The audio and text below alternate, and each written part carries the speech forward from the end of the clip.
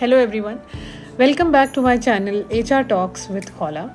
In continuation of my last video, which was how to manage remote teams effectively, some challenges and their respective solutions as well. This is part 2 on the same topic. So if you're going to view my video for the first time, I would request you to please like my channel, subscribe to it and click the bell icon as well. So let's dive in part 2 of how to manage remote teams effectively. Challenge number 1, building trust. It is very natural that when you're not interacting with your team members face to face, within your team you can face several issues of fostering trust. So it is very important as a manager or as a team member to create such solutions where trust can be fostered among the team members. Number 1 solution can be transparency. So make sure that at all given time, your team members and your reporting people are transparent with each other regarding all the work updates. And you can use different dashboards, different interactive dashboards and tech solutions in order to keep everyone on board with the same update. Number 2, reliability. So whatever commitment you make with your team or your team members make with you, make sure that everybody follows through, because reliability is the first step of building trust in any team. The second challenge is diverse working styles and how to manage them. When you're working with a diverse team, many members can have different kind of working styles. And here is the solution of how you can manage those different working styles and also leverage to bring success to your team as well. Solution number 1, flexibility. Allow your team members to choose their own working hours and environment as long as they're delivering all their targets and they're completing their tasks within the deadlines as well.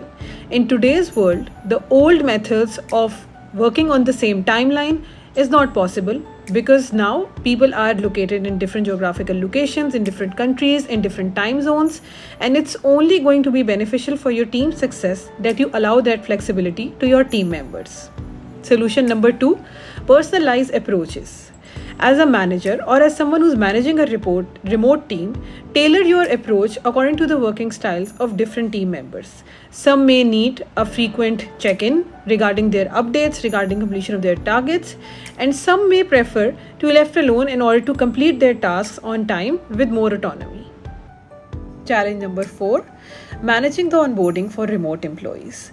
It is definitely going to take a different approach to design an effective onboarding plan for the remote employees in order to make them feel welcomed and make them feel part of the team since they're physically not available.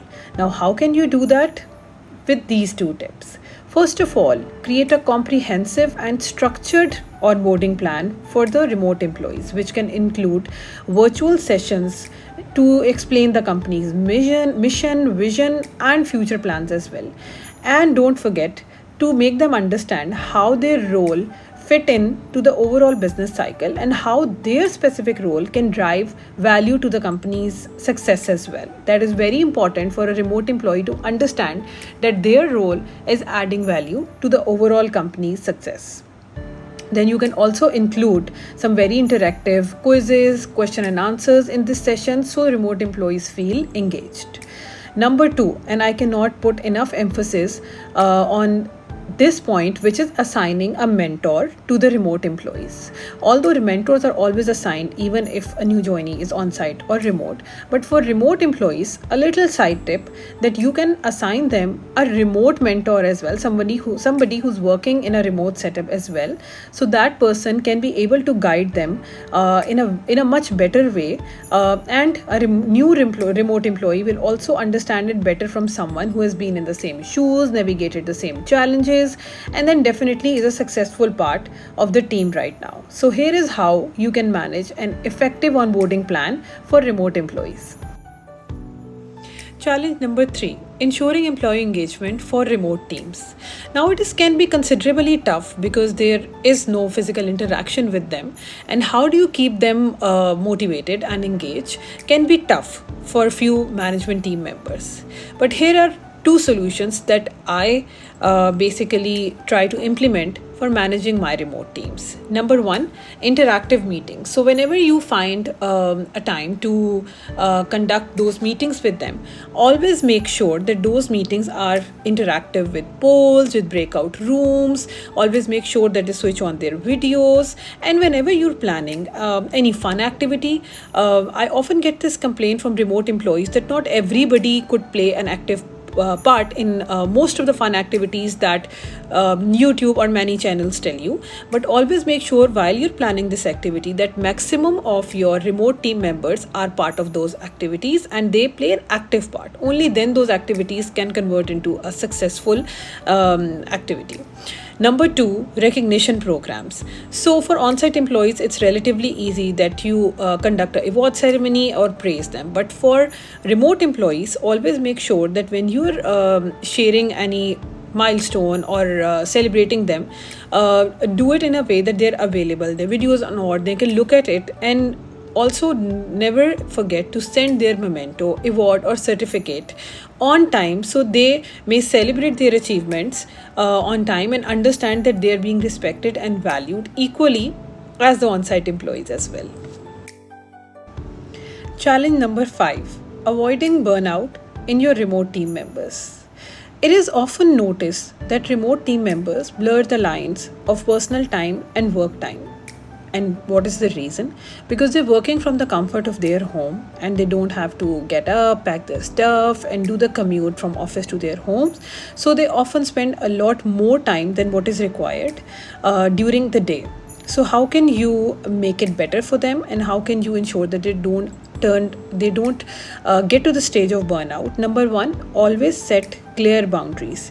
Encourage team members to follow the timings that they have shared or in which they are productive, and after that enforce that they sign off and take that much needed family time or personal time in order to balance their work and personal life as well. Often employees come to me who are working remote, and they tell me that they sometimes work in a shift of 12 hours, sometimes even more than that, when the requirement is 8 hours every day. And why this happened? Because they don't turn off, they don't sign off, they keep on working at their home places. So as management, as managers, we have to ensure that our employees' well-being and work-life balance is ensured during the day as well.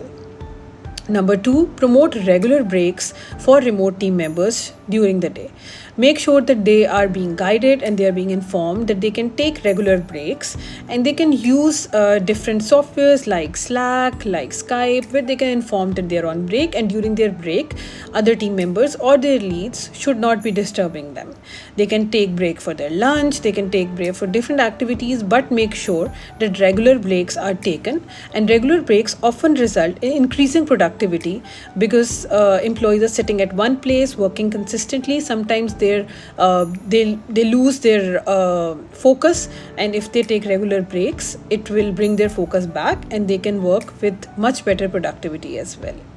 Okay, these are the 5 challenges and solutions of managing remote teams effectively. This is me signing off. I'll see you all next week with a new video on a new topic.